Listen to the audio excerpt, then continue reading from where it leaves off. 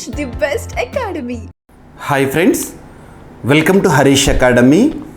ఈరోజు వార్తలు నిలిచిన జాతీయ అంతర్జాతీయ రాష్ట్రీయాంశాల గురించి, వార్తలు నిలిచిన వ్యక్తులు, అవార్డులు, పుస్తకాలు, మరి క్రీడా సంబంధిత సమాచారం, ఒక్కొక్క అంశాన్ని వివరంగా తెలుసుకుందాం. ఈరోజు మన ఫస్ట్ టాపిక్ వచ్చేసి మ్యాన్ ఎనిమల్ కాన్ఫ్లిక్ట్ రిజల్ట్. మానవులు జంతువుల మధ్య జరుగుతున్న ఘర్షణలు, దాని కారణంగా నమోదవుతున్న మరణాలు, ఈ టాపిక్ని డిస్కస్ చేద్దాం. ముఖ్యంగా ఇక్కడ ఏనుగులకు సంబంధించి. సో గజరాజుల విషయంలో మరణాలు ఎలా సంభవిస్తున్నాయి, గజరాజుల వల్ల మానవుల మరణాలు ఏ విధంగా నమోదయ్యాయి అని చెప్పేసి ఇటీవల కేంద్ర పర్యావరణ మంత్రిత్వ శాఖ వారు విడుదల చేసిన గణాంకాలు. సో ఇక్కడ అబ్జర్వ్ చేస్తే ministry of environment, forest, climate change వారు విడుదల చేసిన గణాంకాలు ఏం చెప్తున్నాయి? ఇటీవల కాలంలో ప్రమాదాల్లో ఏనుగులు మరణించడం, గజరాజుల కారణంగా వ్యక్తులు మరణిస్తున్న కేసులు పెరుగుతున్నాయంట. 2019, 2024 మధ్య ఏనుగుల కారణంగా మరణించిన మనుషుల సంఖ్య 2829 మంది అంట. ఇదే సమయంలో ప్రమాదాలు, కరెంటు షాకులు వంటి అసహజ కారణాలతో మరణించిన ఏనుగుల సంఖ్య 528 అంట. వీటిలో కరెంటు షాకుల వల్ల మరణించినవే 392. ఇలా గత 5 ఏళ్లలో అత్యధికంగా ఏనుగులు, మనుషులు మరణించిన రాష్ట్రంగా ఒడిషా టాప్లో నిలిచిందంట. గుర్తుపెట్టుకోండి, ఇక్కడ బ్లూ కలర్లో కనిపిస్తుంది ఏదైతే ఉంటుందో అది ఏనుగుల మరణాలకు సంబంధించి, రెడ్ కలర్లో కనిపిస్తుంది ఏదైతే ఉంటుందో అది మానవుల మరణాలకు సంభవించింది. సో ఒడిషా టాప్లో ఉందంట ఏనుగులు మరియు ఏనుగుల వల్ల మానవుల మరణాలకు సంబంధించిన గణాంకాల్లో. గుర్తుపెట్టుకోండి, ఓకేనా? అండ్ మనం గతంలో రీహ్యాబ్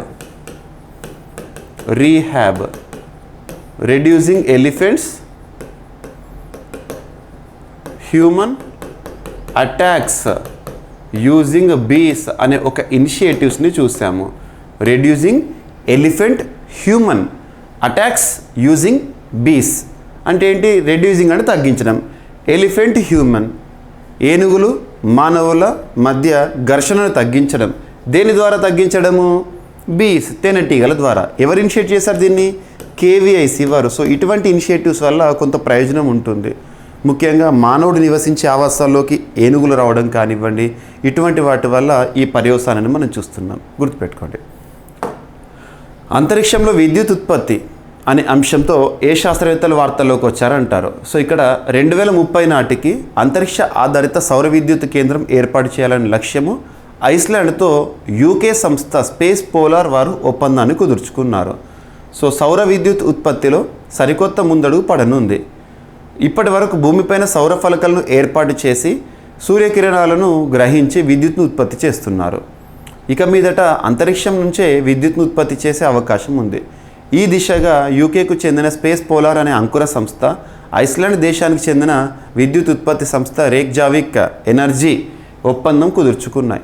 2030 నాటికి 30 మెగావాట్ల అంతరిక్ష సౌర విద్యుత్ కేంద్రాన్ని ఏర్పాటు చేయాలనేది ఈ ఒప్పందం యొక్క లక్ష్యం అంట. సో ఇంపార్టెంట్, గుర్తుంచుకోండి. సో మనం ఇటీవల కాలంలో రెన్యూవబుల్ ఎనర్జీస్ కానివ్వండి, ఇవన్నీ ఇనిషియేటివ్స్ చూస్తున్నాం కదా, అందులో భాగంగా ఇది కూడా అర్థం చేసుకోవచ్చు. కానీ ఇక్కడ వింత ఏంటంటే అంతరిక్షంలో సౌర విద్యుత్ ఉత్పత్తి. నెక్స్ట్, ఇటీవల భారతదేశము ఇండియన్ ఓషన్, హిందూ మహాసముద్రంలోని ఐలాండ్ కంట్రీస్కి ఆర్థిక సాయం కానీ, మెడిసినల్ సపోర్ట్ కానీ ఇవన్నీ చేయడం చూస్తాము. సో సాగర్ ఇనిషియేటివ్ అని చెప్పేసేసి security and growth for all in the reason. ఉదాహరణ తీసుకుంటే ఇండియా మాల్దీవ్స్ రిలేషన్స్లో భాగంగా సంజీవని కానివ్వండి, ఇవన్నీ కూడా మనకు ఐడియా ఉన్నాయి. సో ఇక్కడ అబ్జర్వ్ చేస్తే ఈరోజు మొజాంబిక్ దేశానికి భారత్ FIC బోట్లను పంపిస్తూ వార్తల్లోకి వచ్చింది. హిందూ మహాసముద్ర ప్రాంత దేశాలతో స్నేహపూర్వక సంబంధాలను పెంచుకోవడంలో భాగంగా మొజాంబిక్ దేశానికి భారత్ 2 ఫాస్ట్ ఇంటర్సెప్టర్ క్రాఫ్ట్ బోట్లను కానుకగా అందజేసింది. ఈ నెల 8న మొజాంబిక్ ప్రభుత్వానికి అధికారికంగా వాటిని నావీ వర్గాలు అందజేసినట్టుగా చెప్పాయి. సో ఈ కార్యక్రమంలో మొజాంబిక్లో భారత రాయబారిగా విధులు నిర్వర్తిస్తున్న రాబర్ట్ షెట్కింగ్టన్, భారత్ కొత్తగా నియమించిన రక్షణ సలహాదారులు ఉండడం జరిగింది. గుర్తుంచుకోండి, ఓకేనా? సో ఇక్కడ మనం అబ్జర్వ్ చేస్తే ఇటీవల కాలంలో భారత్ వివిధ దేశాలతో కొనసాగిస్తున్న సత్సంబంధాలు ఏవైతుంటే వాటిపైన క్వశ్చన్స్ రావచ్చు. అందులోనూ డిఫెన్స్ రిలేటెడ్ అయితే important. So India BIMSTEC sign deal for energy hub in Bengaluru. So energy హబ్ని ఏర్పాటు చేయాలి. ఎనర్జీ హబ్ని ఎక్కడనంట? బెంగళూరులో. ఎవరు? భారత్ బిమ్స్టెక్ సహకారంతో. సో బిమ్స్టెక్లో భారత్ కూడా సభ్యదేశమే. సో ఇక్కడ అబ్జర్వ్ చేస్తే బిమ్స్టెక్ గురించి ఎగ్జామినేషన్లో క్వశ్చన్ రావచ్చు. సో మొత్తం 7 మెంబర్ కంట్రీస్ ఉంటాయి బిమ్స్టెక్లో.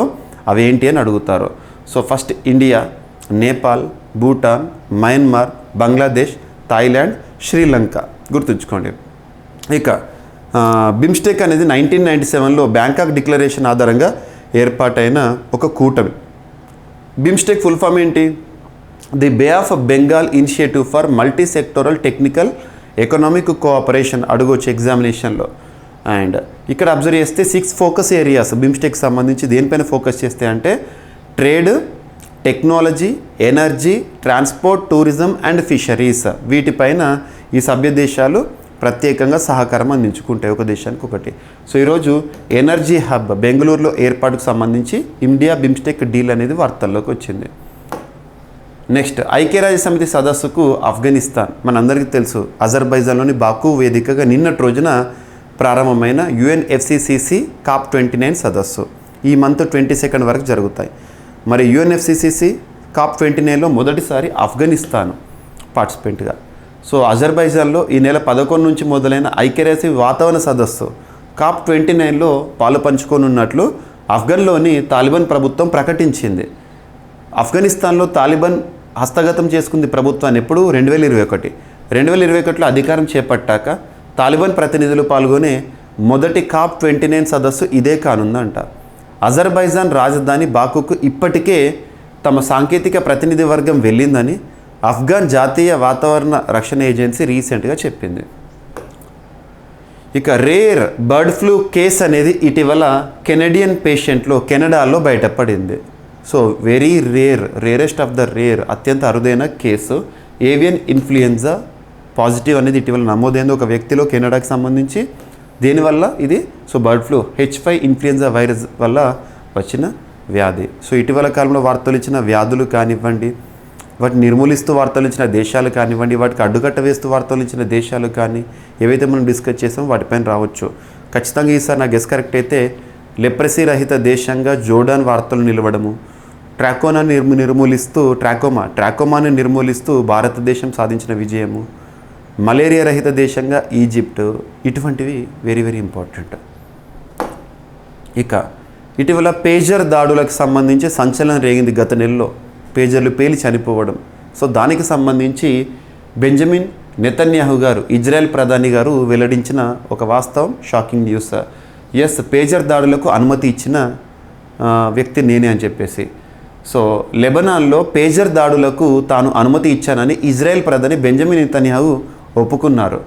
ఈ విషయాన్ని ప్రధాని గారు స్పష్టం చేశారు. సో సెప్టెంబర్ 17, 18 లెబనాన్లో వేల సంఖ్యలో పేజర్లు పేలి 40 మంది హెజ్బుల్లా మెంబర్లు చనిపోయారు. 3000 మంది గాయపడ్డారు. కొంతమందికి చేతివేళ్లు తెగిపోయాయి. మరికొంతమంది కంటి చూపును కోల్పోయారు. తన కమ్యూనికేషన్ నెట్వర్క్ను ఉల్లంఘించి ఇజ్రాయెల్ ఆ దాడికి పాల్పడిందని హెజ్బుల్లా పేర్కొంది. అలాగే ఈ దాడులపై యునైటెడ్ నేషన్స్ లేబర్ ఏజెన్సీకి నివేదికను అందజేశారు. గత వారం ఫిర్యాదు చేరడంతో ఇప్పుడు అవి చేసింది మేమే అని చెప్పేసి చెప్పడం జరిగింది. Next, AP budget. So Andhra Pradesh రాష్ట్రానికి సంబంధించి బడ్జెట్ని ఈ సంవత్సరంలో 2024లో మూడోసారి మనం డిస్కస్ చేస్తున్నాం. గత ప్రభుత్వం వైఎస్ఆర్ ప్రభుత్వము ప్రవేశపెట్టిన బడ్జెట్ ఓట్ ఆన్ అకౌంట్, ఎందుకంటే రాష్ట్రంలో ఎన్నికలు ఉన్నాయి కాబట్టి.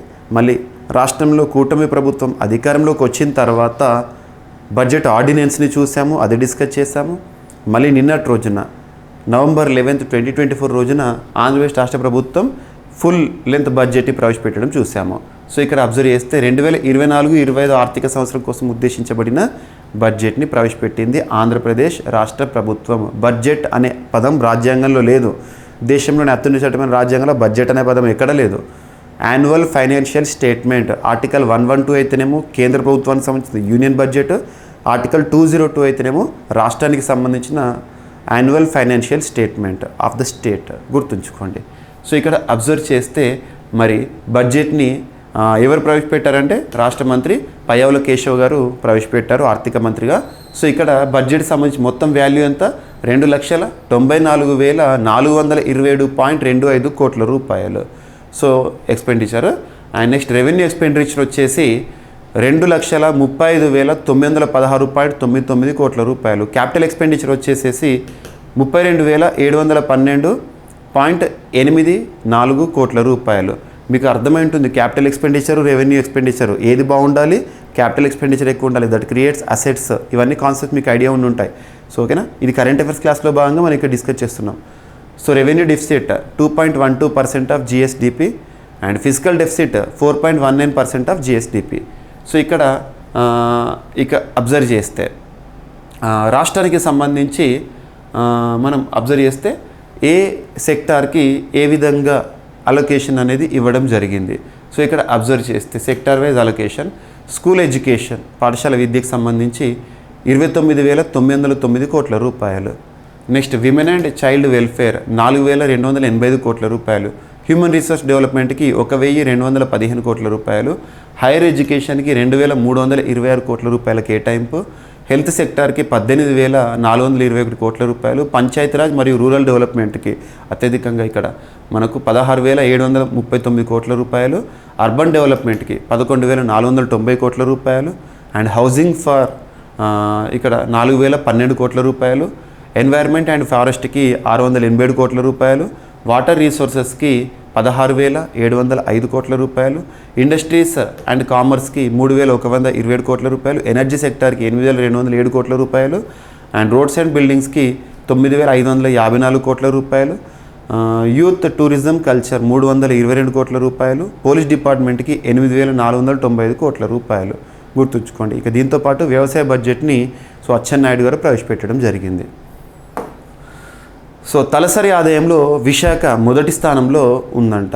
సో ఇటీవల directorate of economics and statistics వారు వెల్లడించిన గణాంకాలు. రెండవ స్థానంలో కృష్ణా, 3లో ఏలూరు, చివరిలో అల్లూరు జిల్లా. జిల్లాల పెంపు తర్వాత తొలిసారి తలసరి ఆదాయంపు లెక్క సంబంధించిన గణాంకాలు. రాష్ట్రంలో జిల్లాల సంఖ్య 13 నుంచి 26కు పెరిగిన తర్వాత తొలిసారిగా 2022-23 ఆర్థిక సంవత్సరానికి జిల్లాల వారీగా తలసరి ఆదాయం లెక్కలను directorate of economics and statistics వారు వెల్లడించారు. ఈ లెక్కల ప్రకారం విశాఖపట్నం రాష్ట్రంలోనే నెంబర్ 1 స్థానంలో ఉండగా ఇక 2వ స్థానంలో కృష్ణా, 3వ స్థానంలో ఏలూరు ఉన్నాయి. గుర్తుపెట్టుకోండి. సో జిల్లాల వారీగా తలసరి ఆదాయం ఏ విధంగా ఉందని చెప్పేసి ఇక చివరి స్థానంలో విజయనగరం ఉంది. Next Andhra Pradesh state road transport corporation ఏపీఎస్ఆర్టీసీకి మరోసారి ప్రతిష్టాత్మక స్కాచ్ అవార్డు అనేది దక్కింది. సో 2024 ఏడాదికి గాను ప్రతిష్టాత్మక స్కాచ్ అవార్డును ఏపీఎస్ఆర్టీసీ దక్కించుకుంది. యాప్ ద్వారా నగదు రహిత లావాదేవీలు, కాగితరహిత టికెట్ల జారీ, బస్సుల్లో డిజిటల్ టికెట్ల జారీ చేస్తున్నందుకు ఈ అవార్డు సొంతం చేసుకుంది ఏపీఎస్ఆర్టీసీ. సో బస్సుల్లో ట్రాకింగ్ వ్యవస్థను సమర్థవంతంగా నిర్వహిస్తేందుకు ఆర్టీసీకి ఈ అవార్డును ఇవ్వడం జరిగిందంట. గుర్తుపెట్టుకోండి. సో ఎగ్జామినేషన్లో అడగవచ్చు. సో ఇవి ఫ్రెండ్స్ ఈరోజు వార్తలు ఇచ్చిన అంశాలు ఒకసారి ర్యాపిడ్గా చూస్తే. సో మ్యాన్ ఎలిఫెంట్ కాన్ఫ్లిక్ట్కి సంబంధించిన గణాంకాలు విడుదల చేసిన ministry of environment, forest, climate change వారు. అంతరిక్షంలో విద్యుత్ ఉత్పత్తికి సంబంధించి ఒప్పందం ఐస్లాండ్తో యూకే సంస్థ స్పేస్ పోలార్ ఒప్పందము. మొజాంబిక్ దేశానికి భారత ఎఫ్ఐసి బోట్ల అందజేత. And India BIMSTEC sign deal for energy hub in Bengaluru.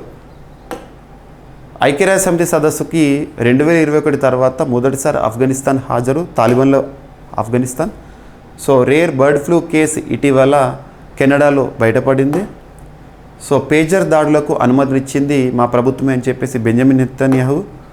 So AP state budget and తలసరి ఆదాయంలో విశాఖ మొదటి స్థానంలోను, 2వ స్థానంలో కృష్ణా, 3వ స్థానంలో ఏలూరు ఉన్నాయంట. సో ఇక అబ్జర్వ్ చేస్తే జిల్లాల పెంపు తర్వాత విడుదలైన గణాంకాలు. సో ఏపీఎస్ఆర్టీసీకి మరోసారి ప్రతిష్టాత్మక స్కాచ్ అవార్డు దక్కింది. సో ఇవి ఫ్రెండ్స్ ఈరోజు వార్తలో నిలిచిన అంశాలు.